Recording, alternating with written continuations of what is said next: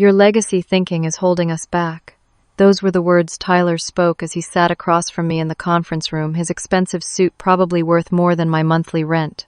I had given this company 10 years of my life, built every system from the ground up, and now the CEO's nephew was firing me because I refused to cut corners. I placed my security badge on the polished table between us and stood up. You have 14 hours before the quarterly system reboot, I said calmly. Without my protocols, everything crashes. Tell your uncle I said good luck. Then I walked out.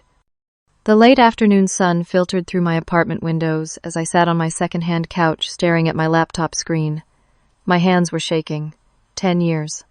I had been with TechMed Distribution since it was a startup operating out of a converted warehouse with 15 employees.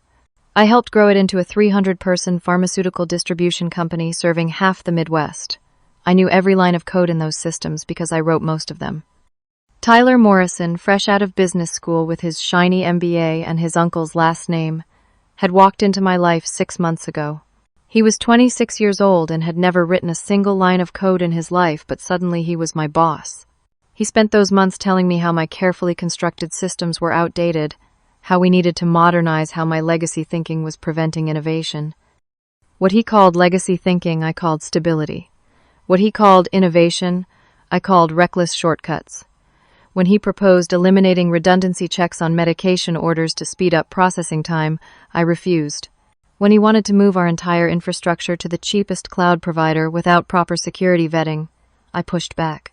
When he suggested we could save money by reducing our backup protocols, I documented my objections in writing. That was apparently my biggest mistake.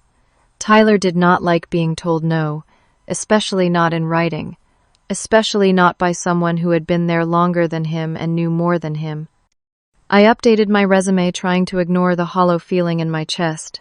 My phone sat silent on the coffee table. No supportive texts from former colleagues. No one had stood up for me in that meeting. They were all too scared of Tyler and his family connection. My younger sister Emma was finishing her junior year at the University of Illinois. I had been helping her with tuition since our parents retired on a fixed income. My father had diabetes, and my mother had survived breast cancer 3 years ago. They both depended on medications delivered through systems like the ones I just left behind. Systems I built to be foolproof because I knew how much was at stake. Around 8 in the evening, my phone exploded with incoming calls. I saw Helen's name flash across the screen. Helen Rodriguez had worked with me in IT for 7 years. She was a single mother of 3 kids and could not afford to lose her job, which is probably why she had stayed silent during my firing. I answered. Lydia Helen's voice was panicked, shaking. You need to know what's happening here. It's bad. What do you mean? The systems are acting crazy. Not in 14 hours. Right now, medications are being rerouted to wrong facilities. We've got temperature-sensitive vaccines being sent to pharmacies without proper cold storage. The automated inventory system is creating false shortage alerts. Pharmacies are calling saying they received the wrong orders entirely. Heart medication going where insulin should be. We're talking about people's lives here. My stomach dropped. That should not be happening yet. The reboot was not scheduled for another 6 hours at minimum. What did Tyler do? He started implementing changes the second you left the building. Brought in some consultant nobody has ever seen before. They've been in the server room for hours. I think they broke something major. I closed my eyes and took a deep breath. Okay, listen carefully. You need to restore from the last clean backup before Tyler touched anything. Then wait for the scheduled reboot and follow the emergency protocols I wrote. They're in the documentation folder labeled Critical Procedures. Already tried. Tyler deleted that folder, said it was outdated. Of course he did. I walked Helen through some basic troubleshooting steps, giving her workarounds that might stabilize things temporarily. I told her I would send her some notes to help get through the night. I figured this would blow over, that Tyler would realize he was in over his head and quietly fix things. I was wrong. 30 minutes later, an email arrived from someone named Patricia Chen, listed as Senior Legal Counsel for TechMed Distribution. The subject line read, Cease and desist. Immediate response required. My hands went cold as I opened it. The email was formal, threatening, and completely insane. It accused me of sabotaging company systems before my departure. They claimed I had planted malicious code designed to activate after I left, specifically targeting medication distribution systems. They said they had evidence I accessed the servers remotely after my termination using my credentials. The letter went on. Either I would return immediately, sign a confession, admitting to sabotage and repair all systems at no cost, or they would file criminal charges and pursue civil damages that would, and I quote, financially destroy you for the rest of your natural life. I read it 3 times.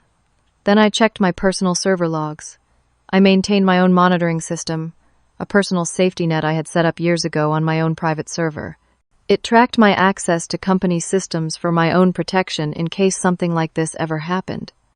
Someone had used my credentials to access the company servers at 7:30 that evening, but it was not me. I was sitting on my couch updating my resume at 7:30. Someone had cloned my access credentials and was using them to frame me. My breath came short and fast. This was not just Tyler being incompetent. This was deliberate. This was a setup. If I went back and fixed the systems, I would be admitting guilt. If I refused, I would face criminal prosecution. I had no witnesses to prove where I was at 7:30. I lived alone. I had not called anyone or gone anywhere. It was my word against their supposed evidence. I thought about the medications being misrouted. I thought about someone's grandmother getting the wrong heart medication. I thought about a diabetic child receiving the wrong insulin dosage. These were not abstract problems. These were real people whose lives depended on systems I built to protect them. But if I helped now, I would be confessing to a crime I did not commit. I called my friend Marcus Webb. We went to college together, and he became a lawyer, specializing in employment law. I knew it was late, but this could not wait. He answered on the 4th ring, voice groggy. Marcus, I need help. I explained everything as clearly as I could while my heart hammered in my chest. He was quiet for a long moment after I finished. Then he said, do not respond to that email. Do not contact anyone at that company. Do not try to fix anything. We need to meet first thing in the morning. This is serious, Lydia. If they have evidence, even fabricated evidence, you could be in real trouble. But people could get hurt. I understand that, but you going back there and fixing things will not help them. It will only hurt you. They are setting a trap. Do not walk into it. We agreed to meet at 7 the next morning at a coffee shop near his office. I tried to sleep but could not. I kept thinking about those systems, about all the safeguards I had built, about how Tyler had probably disabled half of them without understanding what he was doing. Around 3 in the morning, I got up and made coffee. My laptop sat open on my kitchen counter. I pulled up news sites, half expecting to see reports of medication errors. There was nothing yet. Maybe Helen had managed to implement enough of my suggestions to prevent immediate disaster. Or maybe the disaster was still coming. The coffee shop smelled like burnt espresso and desperation. Marcus arrived at 7, exactly looking sharp in his gray suit despite the early hour. I looked like I had been run over by a truck, which was about how I felt. He ordered us both coffee, and we sat in a corner booth away from other early morning customers. I showed him the cease and desist letter on my phone. He read it carefully, his expression growing more serious with each paragraph. They claim to have a lot of evidence, he said finally. Server logs showing your credentials accessed the system at 7:30 last night. Code with your commenting style in the corrupted modules. An email allegedly from you to a competitor offering trade secrets.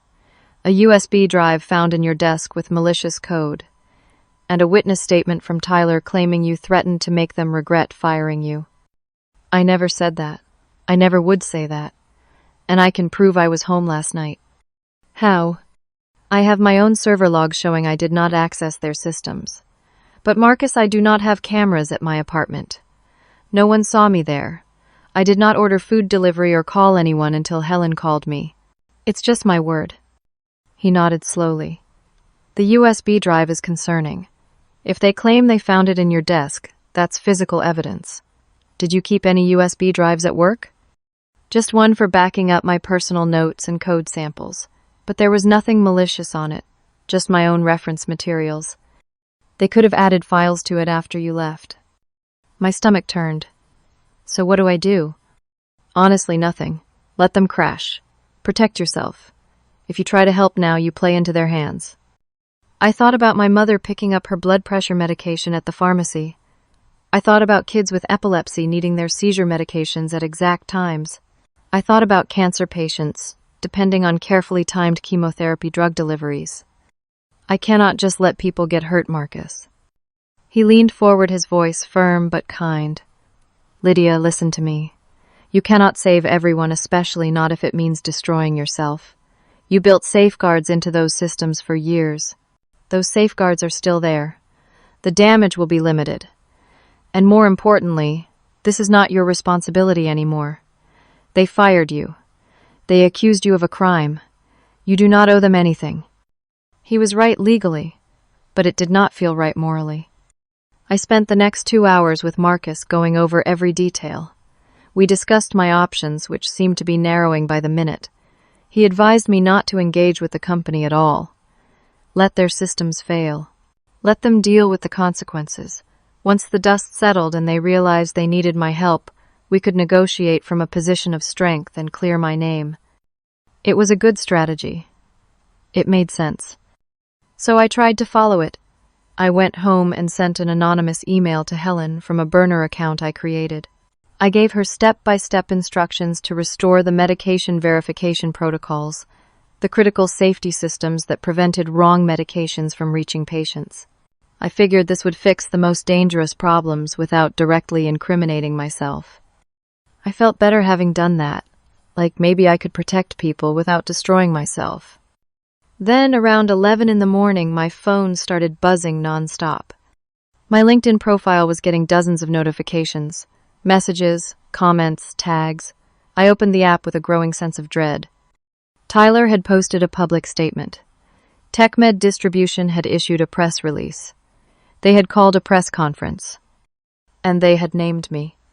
The headline on the local news site read, "Disgruntled employee sabotages healthcare distribution system." Below it was my name, my photo, and a quote from Tyler Morrison. He stood at a podium looking grave and concerned, describing how a former employee bitter about losing her position had planted malicious code throughout critical healthcare infrastructure. He showed examples of the corrupted code on a screen behind him, complete with my commenting style and what he called my digital signature. He claimed I had demanded ransom money to fix the systems. He said I was holding medications hostage. He said I was putting lives at risk for personal gain. Every single word was a lie. But it was on television. It was in press releases. It was going viral on social media. Within an hour, my phone became unusable. Text messages flooded in, mostly from people I barely knew. Some were supportive, confused, asking if the news was true. Most were hateful.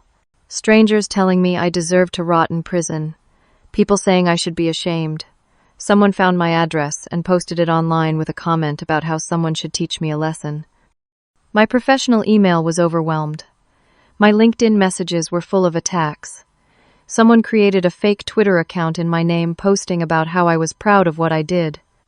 I had 2 job interviews scheduled for that week with other pharmaceutical companies. Both sent me emails within 3 hours of the press conference rescinding their offers. One did not even bother to pretend to be polite about it. A reporter showed up at my apartment building. I saw her from my window standing on the sidewalk with a cameraman waiting to ambush me if I tried to leave. My landlord called. He had seen the news. He wanted to know if I was going to be arrested. He wanted assurance that I was not dangerous. The fear in his voice was obvious. Emma called from college crying. Her roommate had seen the news. People were asking her if she was related to me. She said it was humiliating, but she believed me. That made me cry too. Then my mother called. She had seen it on the local evening news. They showed my picture. My father had recognized me immediately. "Are you okay?" she kept asking. "What is happening?" I tried to explain, but she did not understand. How could she? I barely understood it myself. I sat on my couch as the sun set, watching the news coverage on my laptop. Tyler was the hero in this story. He was the brave young executive trying to save critical healthcare systems from a vindictive saboteur. He talked about how hard he was working to repair the damage I caused. He promised that patient safety was their top priority. The worst part was how convincing he sounded. If I did not know the truth, I might have believed him too.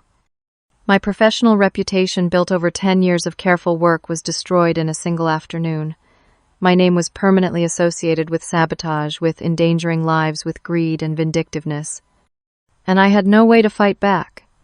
Any statement I made would be seen as the desperate lies of someone caught in the act. Tyler had struck first, struck hard, and struck publicly. I realized then that this was not just about covering up his incompetence. This was calculated character assassination. Tyler was not just trying to fix his mistakes. He was deliberately destroying me as a person. But why? What did he gain from turning me into a public villain? What was I missing? I opened my laptop and started searching.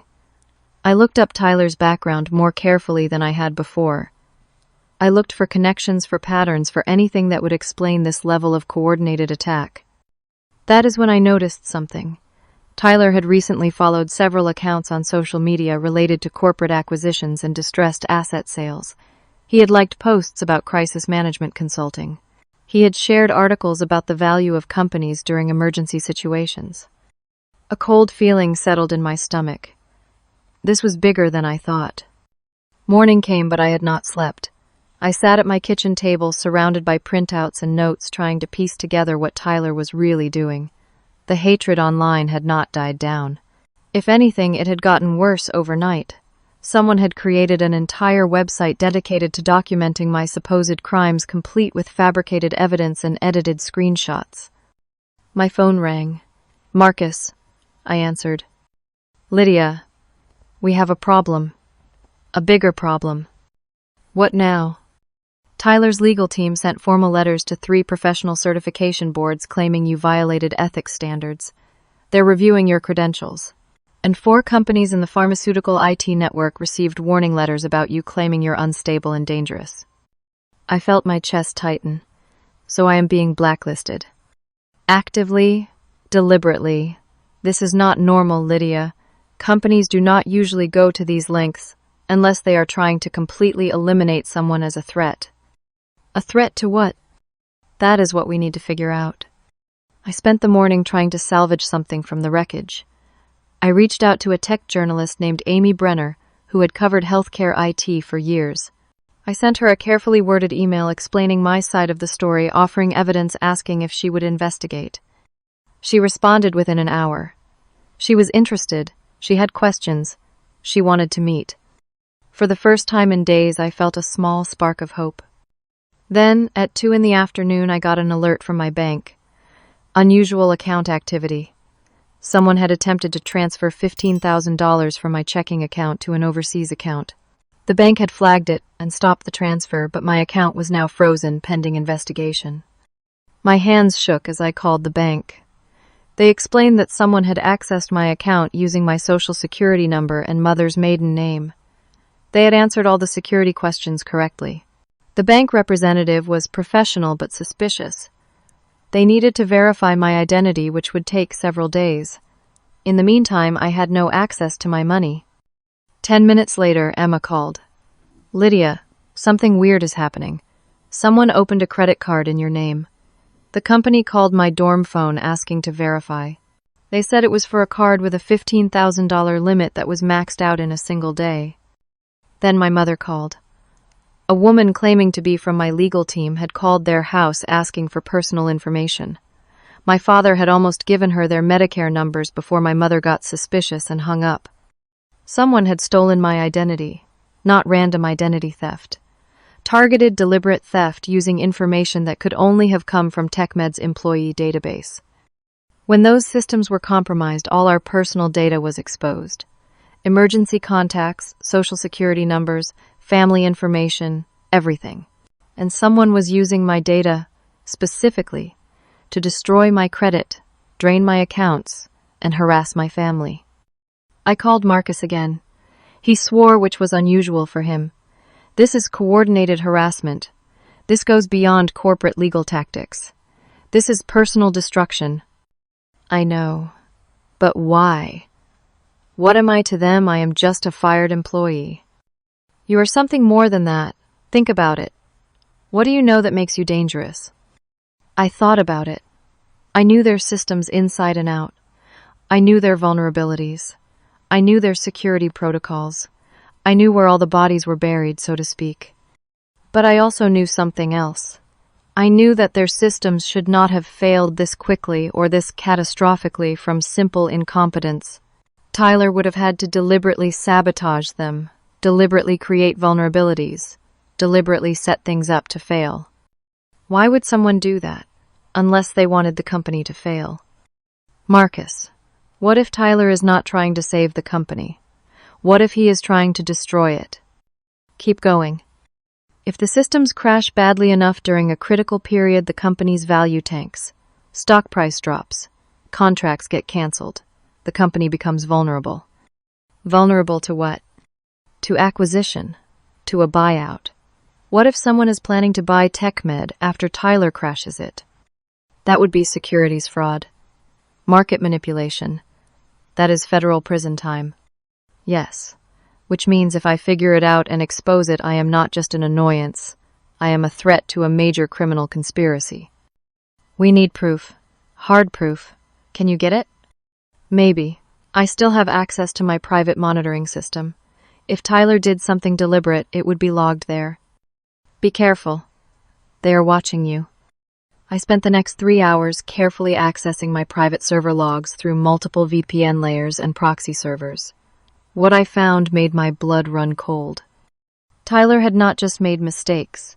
He had systematically disabled every safety protocol I built. He had created deliberate backdoors into the system. He had modified code to ensure maximum failure during the quarterly reboot. And he had been in contact with someone listed in the server logs as external consultant, but the IP address traced back to a data brokerage firm that specialized in distressed asset acquisition.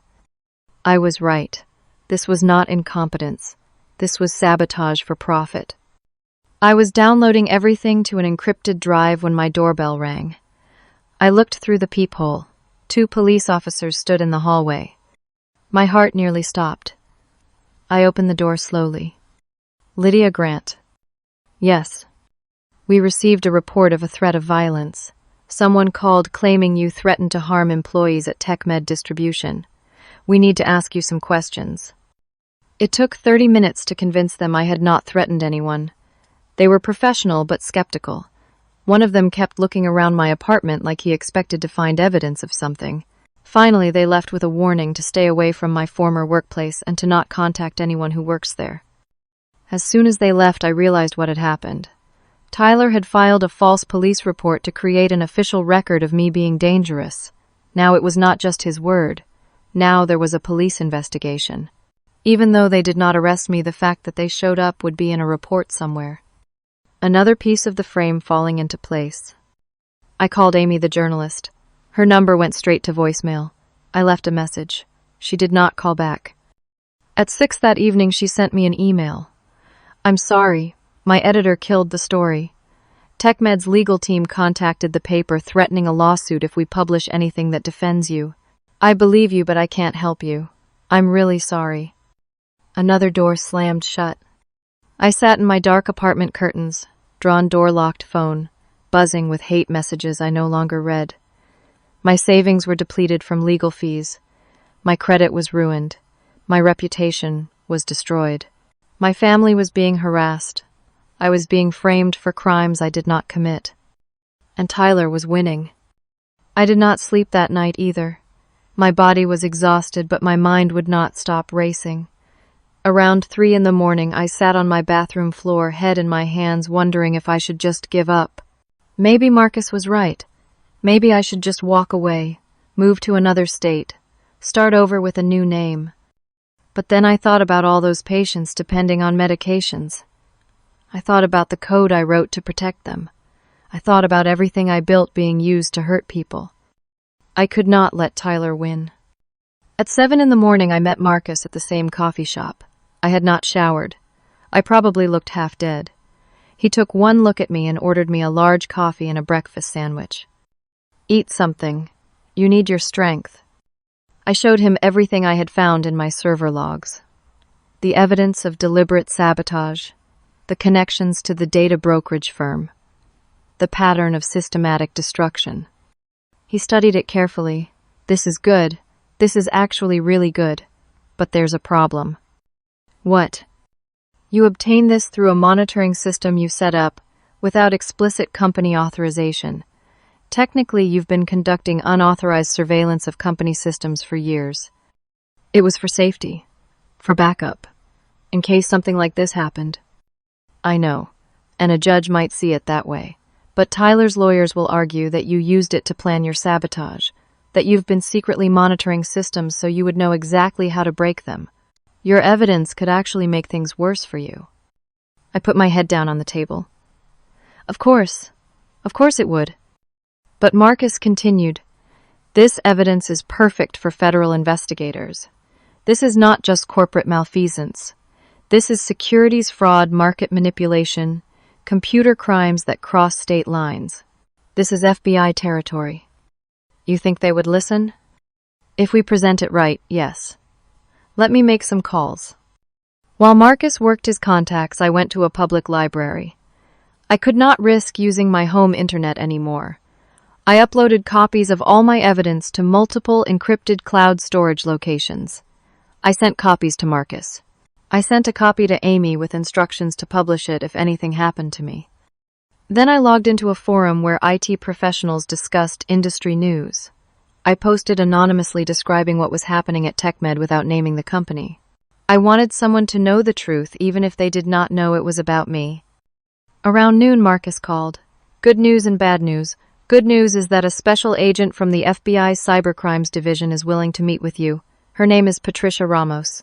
She's interested. And the bad news? She can't meet until 4 this afternoon. And Lydia, the systems crash is scheduled for 8 tonight. If Tyler's plan is what we think it is, he needs that crash to happen to tank the company's value. We have 4 hours after your meeting to stop it. Can we warn the company? With what proof? Your unauthorized monitoring logs. They will just claim you are making it up to cover your sabotage. We need the FBI to investigate officially. I agreed to meet Agent Ramos at a diner in a neutral part of town at 4. That gave me a few hours. I decided to try one more time to reach Helen. Maybe she knew something that could help. I used a payphone outside the library. Yes, they still exist. Helen answered her cell on the 3rd ring. Helen, it's Lydia. Please don't hang up. Lydia, I can't talk to you, Tyler said.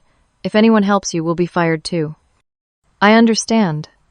But people are going to get hurt. You know what's at stake. Just tell me this.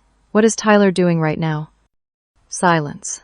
Then, very quietly, he's been acting strange. Drinking at work. Paranoid. He keeps going to the server room alone. He brought in that consultant again. Nobody knows who he is, but Tyler treats him like a boss. What's the consultant's name? Tyler never introduces him. We just call him the suit. Lydia. I think Tyler is planning something for tonight. He's been asking about the company's cyber insurance policy. He's been talking about how some disasters make companies stronger. Helen, listen carefully. Tyler is not trying to fix things. He is trying to destroy them. He is sabotaging the company deliberately so someone can buy it cheap. I have proof. I am meeting with the FBI this afternoon. She gasped. Oh my God. Lydia, you have to stop him. I'm trying, but I need you to be ready. If I can't stop this, I need you to protect the patient data. Can you do that? I'll try. We hung up. I checked the time. 2:30. I needed to get to the diner early, scope it out, make sure I was not walking into a trap. I took public transit downtown, switching trains twice to make sure I was not followed. I was probably being paranoid, but after everything that had happened, paranoia seemed reasonable. At 3:30, I was sitting in a booth at the back of the diner, nursing a cup of coffee when my phone buzzed. Unknown number. I almost did not answer. But something made me pick up. Lydia. Tyler's voice. Calm, almost friendly. We need to talk. I have nothing to say to you. I think you do. I know you've been digging. I know what you found, and I know you're meeting with the FBI in 30 minutes. My blood went cold. He was tracking me somehow. My phone. had he hacked my phone. Here's what's going to happen, Tyler continued. You're going to walk away from that meeting. You're going to disappear for the next 12 hours. And in exchange, I'll admit to everything. I'll clear your name completely. I'll give you a settlement. $200,000. Enough to start over somewhere new. Why would you do that? Because I'm not the villain you think I am. I'm just trying to survive.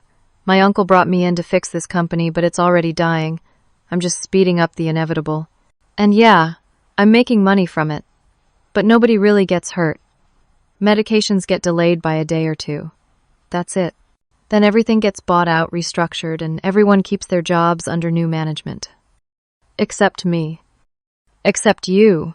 But that's not personal. You were just in the way. Look, I actually respect you. You built good systems, but you wouldn't adapt. You wouldn't let me do what needed to be done. So yes, I framed you. Yes, I destroyed your reputation. But I can undo that. I can make you whole. Just walk away. For a brief moment, I was tempted. I was so tired, so broke, so destroyed. $200,000 would change everything. I could pay off debts, help Emma start over somewhere far away. But then I thought about what he said. Medications delayed by a day or two. That's it. He really thought that did not matter. He did not understand that for some people, a day without medication meant death. For a diabetic in crisis, for someone with a heart condition, for a child with epilepsy, a day was everything. He did not see patients. He saw numbers, inconveniences, acceptable losses. No, I said. I'm not walking away. His voice changed, became cold. Then you're making a mistake. I tried to be reasonable. I gave you a way out. Now, I'm going to make sure you spend the next 10 years in federal prison. I have one more piece of evidence I've been saving. Ransomware code with your digital signature all over it. I'll claim I just found it. You'll face federal charges. You're bluffing. Try me. He hung up. My hands were shaking. I looked around the diner. Was he here? Was someone watching me? Then my phone buzzed again. A text from Helen. Lydia, be careful. Tyler knows about your FBI meeting. He's at the building right now. He said if you don't back off in 5 minutes, he's going to the server room. I called her immediately. Helen, what is he going to do? He's going to manually shut down the main servers. He says it's to prevent your ransomware from activating. But Lydia, if he shuts them down wrong, it won't just crash the system. It will corrupt all the backups permanently. Years of patient data, medication histories, everything. Gone. People will die. I know. I checked the time. 3:55. Agent Ramos would be here any minute. But Tyler was at the building right now, about to destroy everything. If I left to stop him, I would miss my chance with the FBI. My one shot at clearing my name and exposing Tyler's crimes. If I stayed, Tyler would destroy patient records that thousands of people depended on, medical histories that could not be recreated, information that saved lives. I thought about my mother's cancer treatment records stored in those databases. I thought about my father's diabetes management plan. I thought about every family like mine depending on systems I built to keep them safe. I stood up and threw $20 on the table. I typed a quick text to Marcus, tell Agent Ramos, I'm sorry. Emergency. Send her to TechMed building. Then I ran out of the diner and toward the street. I had to choose between justice and saving lives. It was not really a choice at all. I caught a cab which depleted the last of my available cash. The driver must have thought I was crazy from the way I kept checking over my shoulder. The 20-minute drive to TechMed felt like hours. My phone kept buzzing. Calls from Marcus. I could not answer. I had to focus. Tyler was going to destroy everything, and I had maybe 30 minutes to stop him. The cab dropped me at the parking lot entrance. I paid and ran toward the building. Security would stop me at the front entrance. They had my photo flagged. But there was a side entrance near the loading dock that employees used during shift changes. If I timed it right, I could slip in during the confusion. My phone buzzed again. Helen, I answered. Where are you? Almost there. Is he in the server room? Yes. He locked the door. Lydia, you can't get in there. Security will arrest you. Then help me. Meet me at the loading dock entrance in 3 minutes. You can get me inside. If I do this, I lose my job. Helen, if Tyler does what he's planning, people will die. Your kids get their medications through this system. Your mother gets her heart medication through this system. Do you want them to be part of the acceptable losses? Silence. Then, 3 minutes. Loading dock. But after this, I can't help you anymore. I understand. I made it to the loading dock with 1 minute to spare. 2 delivery trucks were parked there, drivers unloading boxes. I stayed in the shadows waiting. Then I saw Helen emerge from the side door looking terrified. She waved me over quickly. We slipped inside together, moving fast through the warehouse area. Employees were everywhere, focused on their work, not paying attention to us. Helen led me through a maze of hallways toward the server room on the 3rd floor. We made it to the stairwell when her phone rang. She looked at the screen and went pale. It's Tyler. Don't answer. I have to. If I don't, he'll know something's wrong. She answered, putting it on speaker quietly. Helen, where are you? At my desk.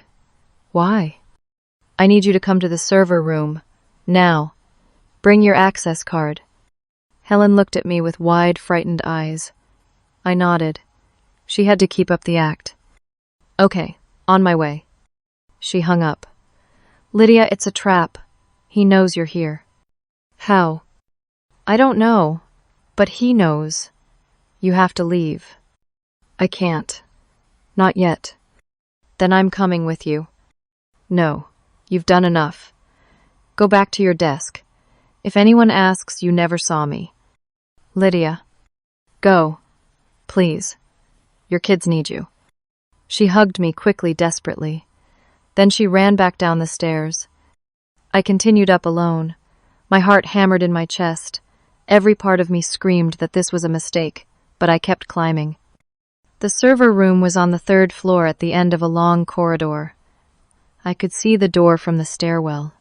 It was closed. I took a deep breath and walked toward it.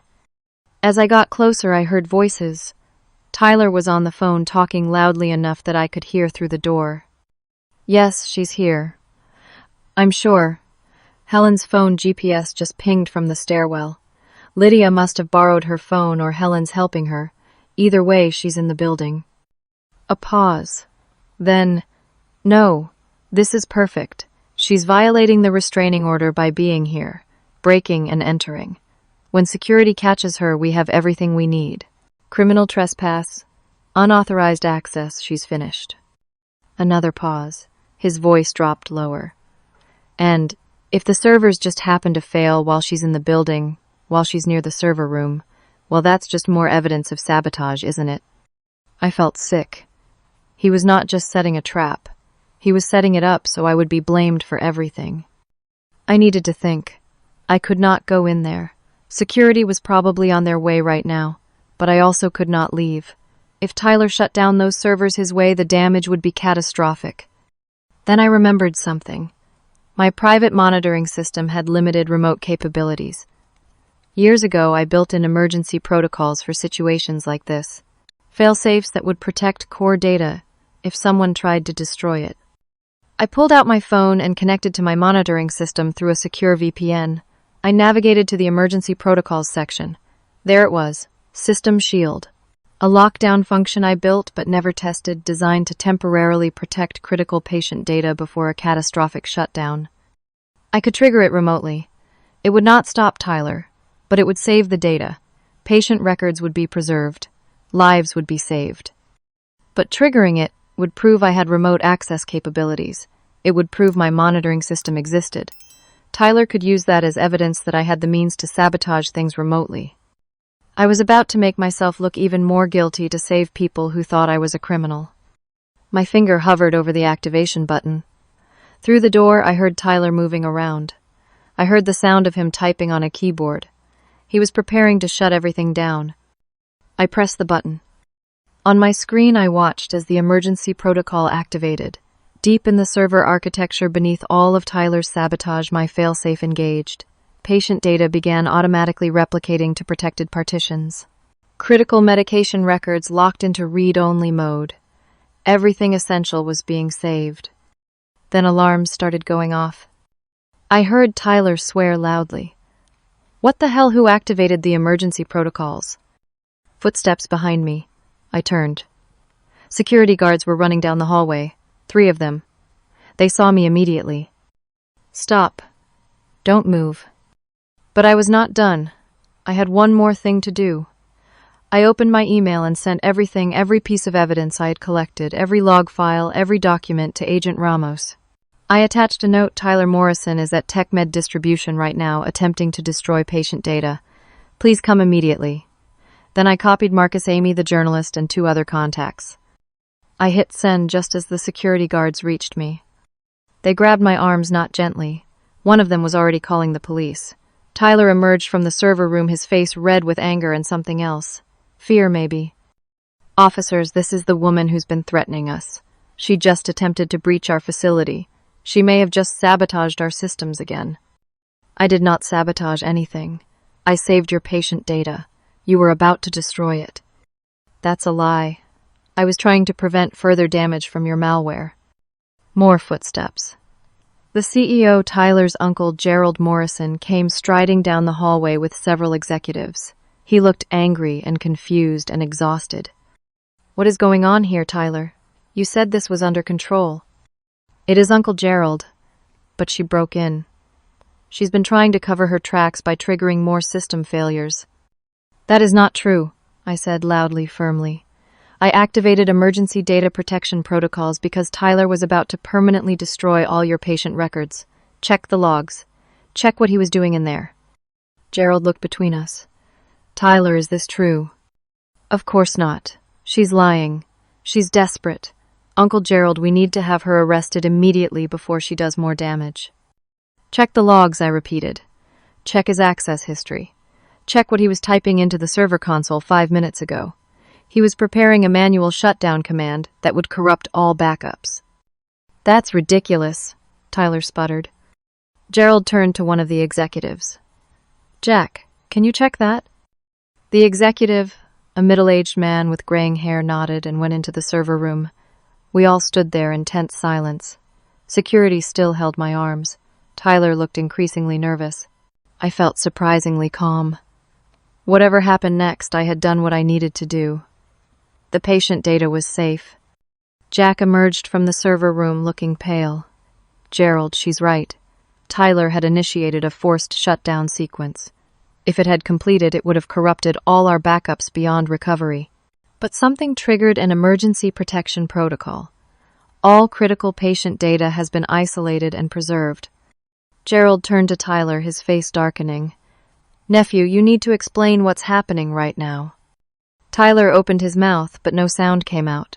For the first time, he had no smooth answer, no ready excuse. Then more footsteps, lots of them, coming from both ends of the hallway. FBI, clear the hallway. Agent Patricia Ramos arrived with 3 other agents, all wearing windbreakers with FBI printed on them. She looked at the scene, at me being held by security, at Tyler's panicked face, at Gerald's confusion. I'm Special Agent Ramos. We're here investigating securities fraud, computer crimes, and conspiracy charges. Nobody move. And someone let go of that woman. She's the one who called us. The security guards released me immediately. Tyler tried to run. He actually turned and ran back toward the server room. 2 FBI agents caught him before he made it 3 steps. Gerald Morrison stood frozen, watching his nephew being handcuffed. Tyler, what did you do? Tyler just shook his head, looking defeated. I tried to tell her. I tried to give her a way out. She wouldn't take it. Agent Ramos looked at me. You're Lydia Grant. Yes. You sent us quite a package of evidence. Very thorough. We'll need you to come with us to give a full statement. Am I under arrest? No, you're a witness. But we do need to confiscate your devices and verify your evidence. And Miss Grant, you probably just saved a lot of lives today. Over the next several hours, I gave the longest, most detailed statement of my life. I explained everything. The FBI agents recorded every word, took copies of all my files, and assured me that they were taking this very seriously. Around midnight, they finally let me go. Marcus was waiting in the lobby. He hugged me hard. You missed your meeting with Agent Ramos. I know, but she found me anyway. What you did was incredibly stupid and incredibly brave. I know that too. He drove me home. I was so exhausted I could barely stand. But when I got to my apartment and finally laid down, I could not sleep. My mind kept replaying everything, wondering what came next. The next morning started with my phone ringing at 7. I had finally fallen asleep around 4 and was not ready to face the world yet. But the call was from Agent Ramos.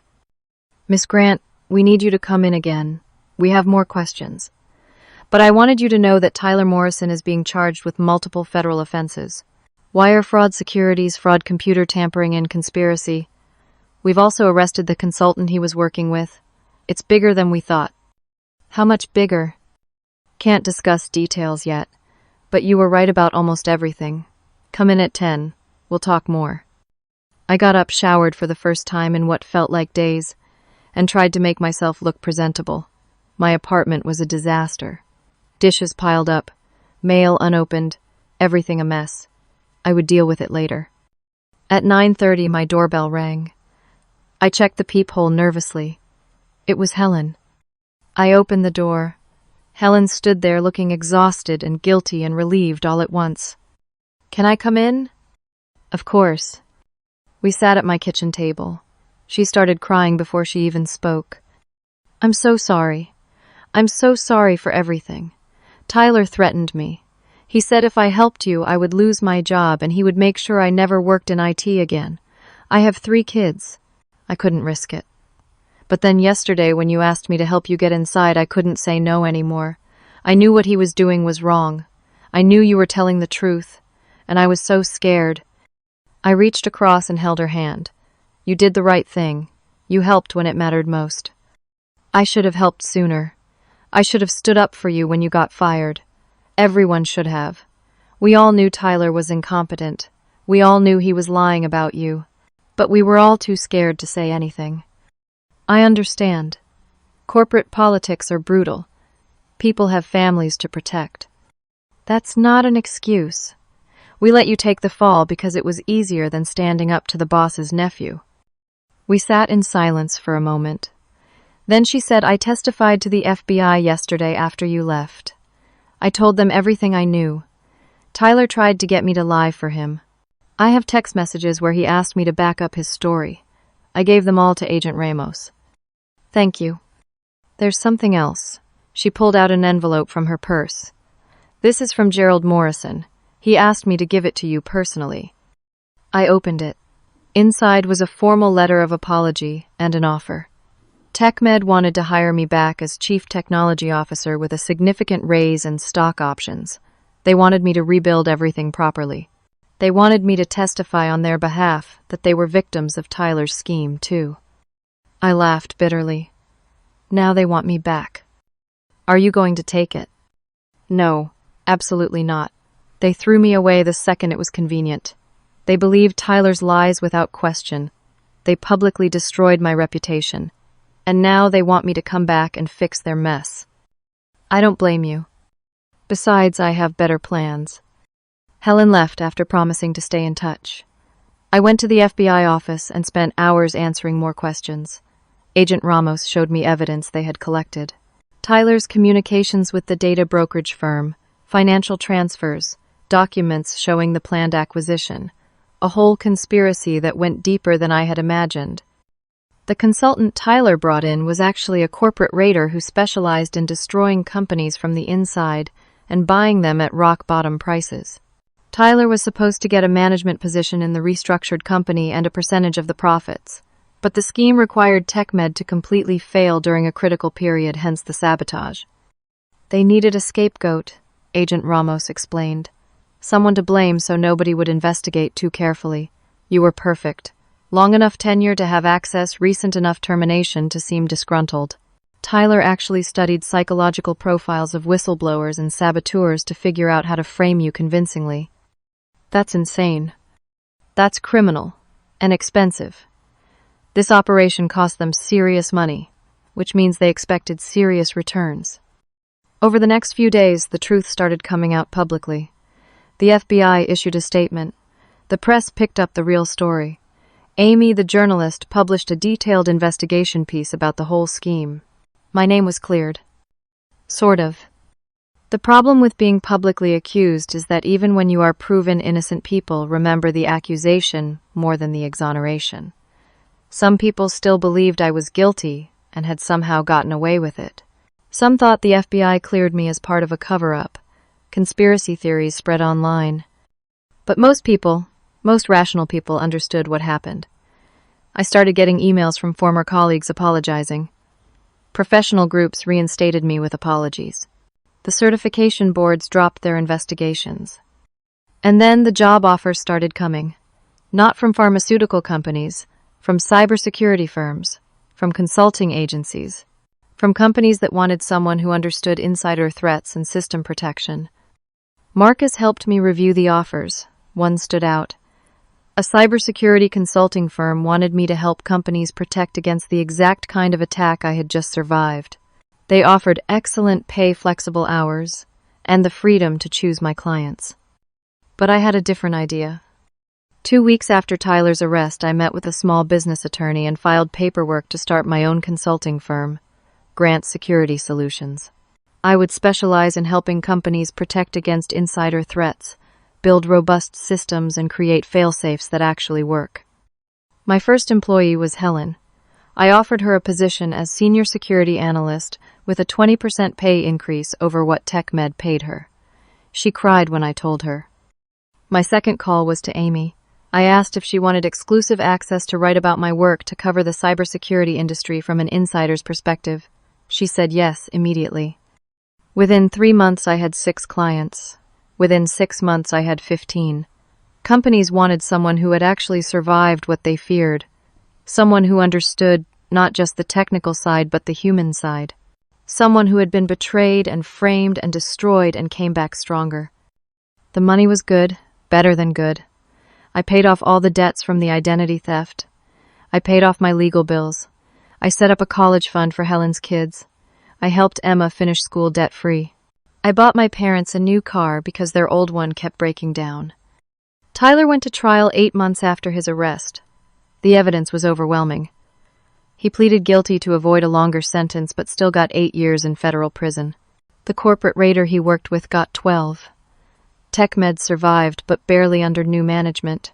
Gerald Morrison resigned in disgrace. I did not go to the sentencing. I did not need to see Tyler led away in handcuffs to feel vindicated. I had already won, not because he lost, but because I built something better from the ashes. It has been 3 years since that terrible week that changed my life. I am sitting in my office, the one I lease, in a downtown building with windows overlooking the city. Grant Security Solutions has 22 employees now. We are small but growing, and we turn down more work than we accept because I refuse to compromise on quality. The phone rings. It is a potential new client, a hospital system that just discovered an employee stealing patient data. They need help investigating and preventing it from happening again. I tell them I will review their situation and call them back tomorrow. After the call, I lean back in my chair and think about everything that happened. People ask me sometimes if I regret how I handled things, if I would do anything differently. The answer is complicated. I wish I had not lost those weeks of my life to fear and stress. I wish my family had not been dragged into it. I wish I had not had to watch my reputation burn in real time on social media. But I do not regret standing up to Tyler. I do not regret refusing his buyout offer. I do not regret risking arrest to save that patient data. Because here is what I learned. When someone tries to destroy you, you have 2 choices. You can let them, or you can refuse to stay destroyed. Tyler thought he could eliminate me as a threat by crushing me completely. He thought if he took away my job, my reputation, my money, my credibility, I would have nothing left. He thought he could make me disappear. He was wrong. What he actually did was strip away everything except the one thing he could not touch: my knowledge, my skills, my integrity, the actual substance of who I am as a professional and a person. And it turns out that was enough, more than enough. The systems I built were called legacy thinking. But legacy is not a bad word. Legacy means something built to last. Legacy means thinking beyond the immediate quarter's profits to long-term stability. Legacy means building with care and responsibility and the understanding that your work affects real people's lives. Tyler wanted to move fast and break things. He broke himself instead. I built something that lasted. Not just the systems at TechMed, but the principles behind them. And now I help other people build things that last, too. My phone buzzes with a text from Emma. She graduated last spring and is now working as a software developer. She is dating someone nice and thinking about graduate school. The text says, "Still on for dinner Sunday. Bringing my boyfriend. He wants to meet the legend." I smile and text back. Not a legend. Just stubborn. Yes to dinner. Can't wait to meet him. Helen pokes her head into my office. "Lydia, the hospital just sent over their files. This is worse than we thought. Want to take a look?" "Yes. Let me see what we are dealing with." We spend the next hour reviewing the case. It is bad, but it is fixable. Everything is fixable if you understand the systems well enough and care enough to do it right. As I work, I think about all the people whose medication deliveries were almost disrupted, all the patients whose records were almost destroyed, all the lives that hung in the balance that night. I saved them. Not because I am a hero, not because I am special, but because I built systems designed to save people and I refuse to let those systems be used to hurt people instead. That is my legacy. Not the code I wrote or the servers I configured, the principle behind them. That technology should serve people, protect people, help people. And when someone tries to pervert that, you fight back. Even when it costs you everything, especially then. Because some things are worth fighting for. And in the end, doing the right thing, even when it destroys you, is the only thing that truly builds you up. I look at the hospital's files again. Another insider threat, another preventable disaster, another chance to help. I get to work. They called my thinking legacy. It turns out that is exactly what I built. A legacy of doing things right no matter the cost, and that is something no one can ever take away. Now I want to ask you something. Have you ever been in a situation where doing the right thing meant risking everything you worked for? Have you ever stood up to someone powerful even knowing it might cost you? What would you have done in my position? Would you have walked away to protect yourself, or would you have fought back? Share your thoughts in the comments. I really want to know your perspective on this because these situations happen more often than we think, and we can all learn from each other's experiences. If this story resonated with you, if it made you think about integrity and standing up for what is right even when it is hard, please hit that like button. It helps others find this story too.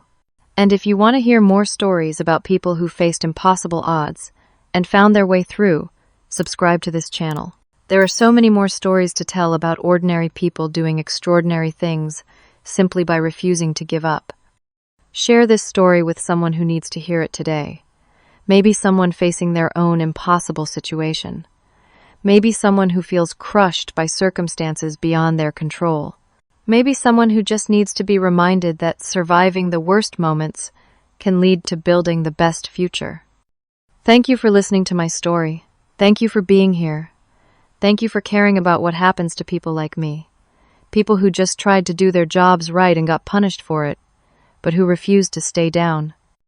I hope whatever you are facing today, you remember that your integrity cannot be taken from you unless you give it away. Hold on to it. Fight for it. Build your legacy on it. Take care of yourselves.